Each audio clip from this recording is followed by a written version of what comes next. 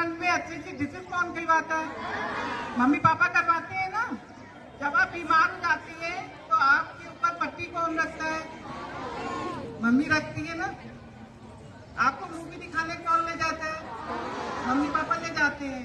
Hill station पर भी mummy papa ले जाते हैं। तो जब मम्मी पापा हमारी लाइफ में इतना अच्छा कर रहे हैं तो क्या वो कभी गलत कह सकते?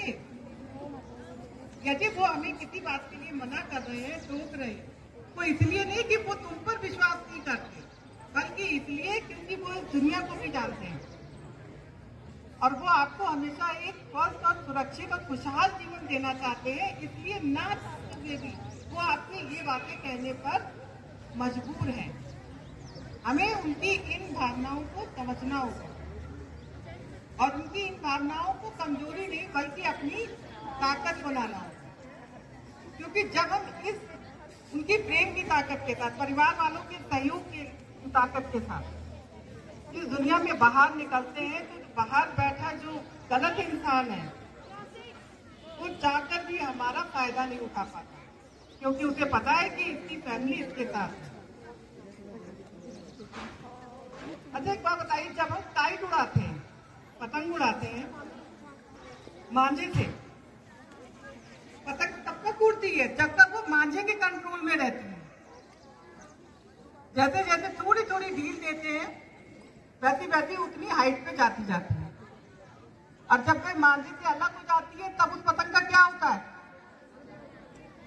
वो किसी सड़क पर, किसी पेड़ पर, किसी वीरान जगह पर जाकर गिर जाती है। तो ठीक उसी तरह परिवार में जो अनुशासन नियम बनाए होते हैं, हमारे पेरेंट्स जो हमें संस्कार देते हैं, टोकते हैं, तो वो मांझे की ही तरह है। जिस दिन वो परिवार, वो छत हट जाएगी, हमारी भी हालत उस पतंग की ही तरह हो जाएगी। समझ रहे कि नहीं कि क्या होगा? कोई भी आपका फायदा उठा लेगा, आपको कमजोर समझ लेगा। तो हमें उनकी ताकत को समझना है, उनके प्रेम को समझना है, ना कि गलत समझना है। और यहाँ पर हम पेरेंट्स से भी बोलना चाहेंगे कि यहाँ पर जो टीचर्स के रूप में पेरेंट्स किए हैं कि वो भी अपनी बच्चियों के साथ कोऑपरेट करें, उनकी सराहना प्रशंसा करें अगर वो कुछ भी अच्छा करते हैं और उनका मनोबल बढ़ाएं, ताकि बच्चे उनसे कहने के लिए एक मतलब पेरेंट्स तो आप होते ही हैं, लेकिन एक दोस्त का रिश्ता भी होना चाहिए जिससे कि बच्चे कंफर्टेबल रहें, उनसे हर बात शेयर करने के लिए शर्माए नहीं, झिझके नहीं, डरे नहीं। और जब ये रिश्ता कायम हो जाएगा तो उसकी का पेरेंट्स और बच्चों के बीच तो काफी हद तक ये समस्याएं भी जो लड़कियों के साथ, आप जैसी बच्चियों के साथ गलत हो रही है, सॉल्व हो जाएंगे। कई बार तो हम अपनी लापरवाही से ही अपनी परेशानियों को बुला लेते हैं। हमारा ध्येय सिर्फ इतना है कि आप लोग सचेत रहें,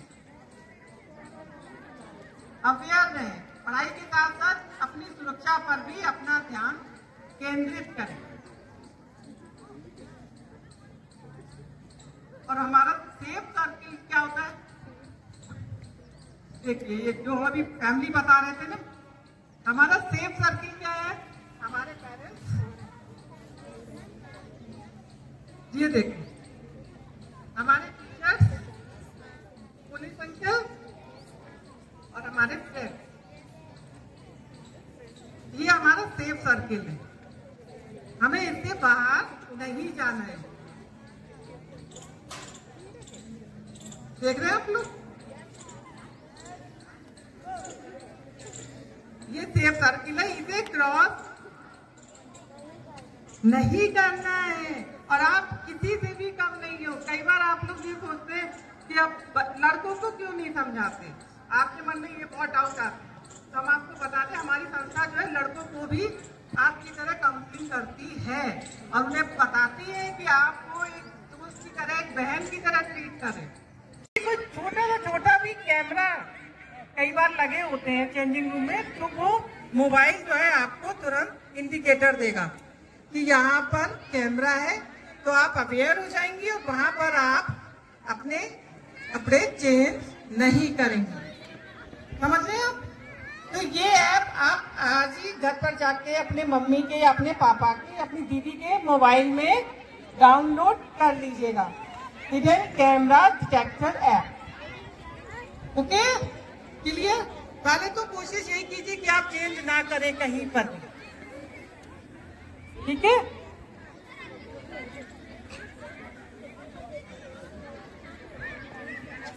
हाँ, नहीं वहां लगा हुआ है ना, तो अपने मोबाइल में भी रखिए, जिससे कि जहां आप चेंज करें वहां पर कोई कैमरा ना लगा हो। क्लियर? तो गर्ल्स अब है आपको सुरक्षित रहने के लिए।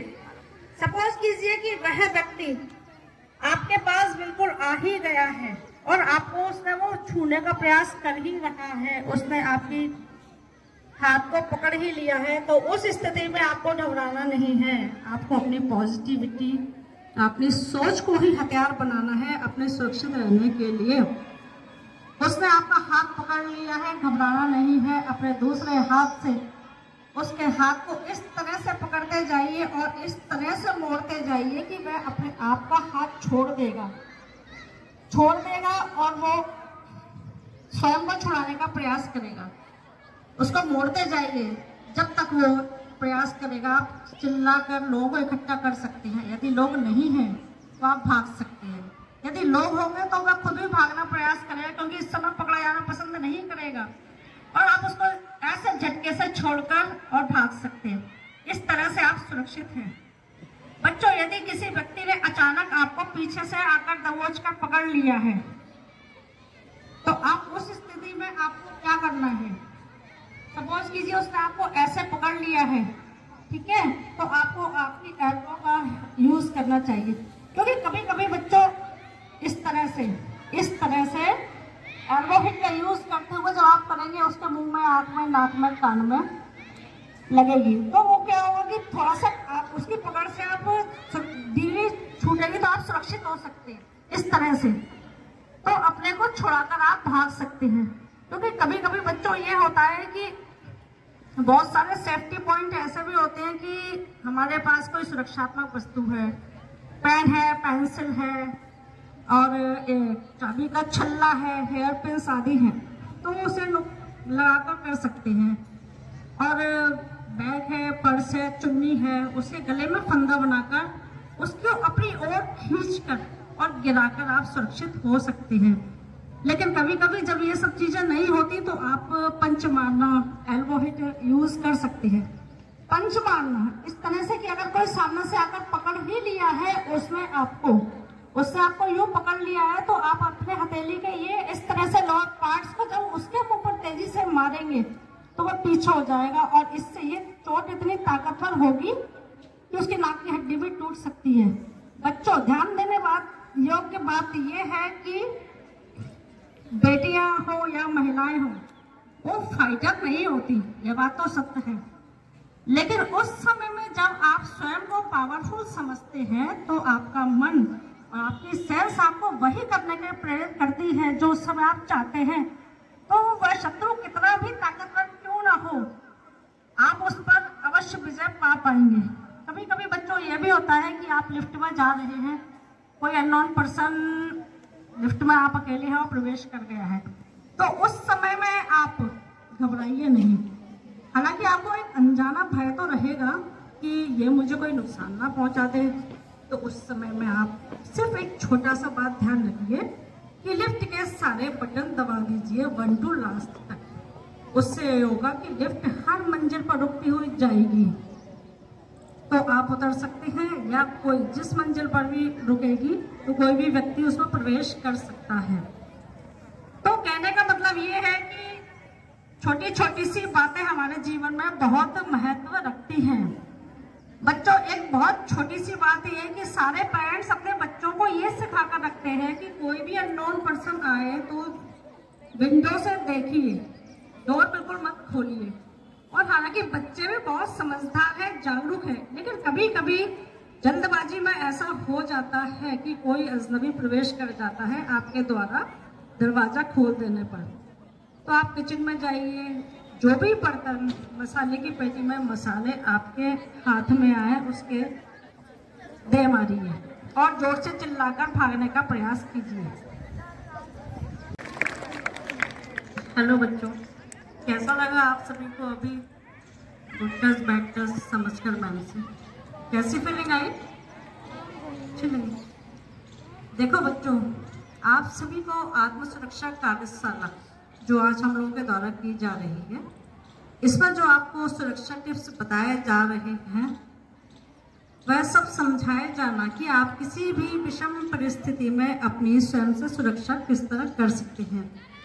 क्योंकि इस समय में, आज के वर्तमान समय में बेटियों की, महिलाओं की सुरक्षा का मुद्दा सबसे अहम है। अन्य देशों की तरह हमारे देश में कहीं ना कहीं इस आधुनिक युग में बेटियां असुरक्षित ही हैं।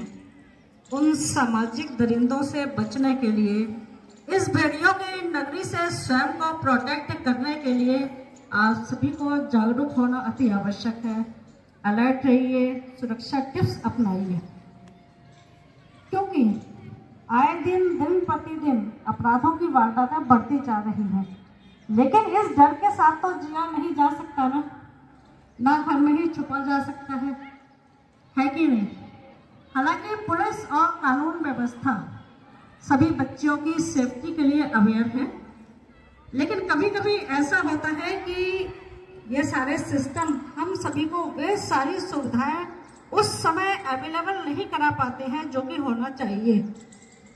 इसलिए बच्चों, इन सिस्टम्स के हवाले से स्वयं को ना करते हुए आप सभी जागरूक रहें। जब कभी भी घर से बाहर निकले, एक कॉन्फिडेंस लेवल हाई करके निकले। आपके हाव भाव इस तरह से हो कि आपका कोई पास आने का प्रयास करे, छूने का प्रयास करे या कोई अनैतिक हरकत करने का प्रयास करे, तो वह आपके कॉन्फिडेंस लेवल को, आपके आत्मविश्वास को देखते हुए दूर से ही सहम कर वो खुद डर जाए आपसे, है कि नहीं? बताइए। हाँ, जिस तरह की एक छोटा सा कांटा, कभी आप रास्ते पर चल रहे हैं, एक छोटा सा कांटा आपके पैर में चुभ जाता है तो कितना कष्ट देता है कि नहीं?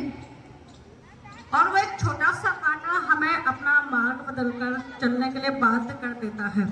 ठीक उसी तरह आपका एक छोटा सा प्रयास आपके शत्रु को परास्त करने के लिए काफी है। उसके मार्ग को, उसकी योजना को जो वह सोच रहा है, उससे आपको स्वयं में सुरक्षित कर दे और वह अपना मार्ग बदल ले। इसलिए बच्चों, आपको इस समाज में उन कुपोषित अविकृत मानसिक व्यक्तियों से डरना नहीं है, क्योंकि हजारों में, लाखों में एक दो विकृत मानसिक व्यक्ति ऐसे होंगे कि उनकी मानसिकता खराब होगी। 100% तो अच्छे नहीं होंगे, लेकिन उन व्यक्तियों से आपको संघर्ष करना है, अपनी लड़ाई करना है, डरना और दबना नहीं है। चैटिंग करना, और फेसबुक पर बहुत सारे ऐसे पेजेस भी होते हैं जो कि हमें नई नई जानकारियां अवेलेबल कराते हैं। यह बात तो आप सभी जानते होंगे। बहुत सारी जानकारियां मिलती हैं, बिजनेस को प्रमोट करने का माध्यम भी है, लेकिन कोई भी लाभ हो, कोई भी उन्नति हो, उसके साथ साथ हानि भी होती है। यह बात आप सभी जानते होंगे। ज्यादा यूज करने पर वो हानि भी देती है और अपराधों को जन्म भी देती है। इसलिए जब भी सोशल मीडिया हो या फेसबुक हो, आप यूज कर रहे हैं उसको, तो अपनी प्राइवेसी सेटिंग करके रखें, जिससे कि क्राइम का अंदेशा ना हो, आप सुरक्षित रहें, अलर्ट रहें, जागरूक रहें, है ना बच्चों? इस तरह छोटे छोटे टिप्स अपनाकर आप सभी सुरक्षित रह सकते हैं। Thank you. अब आपके सामने सर आएंगे।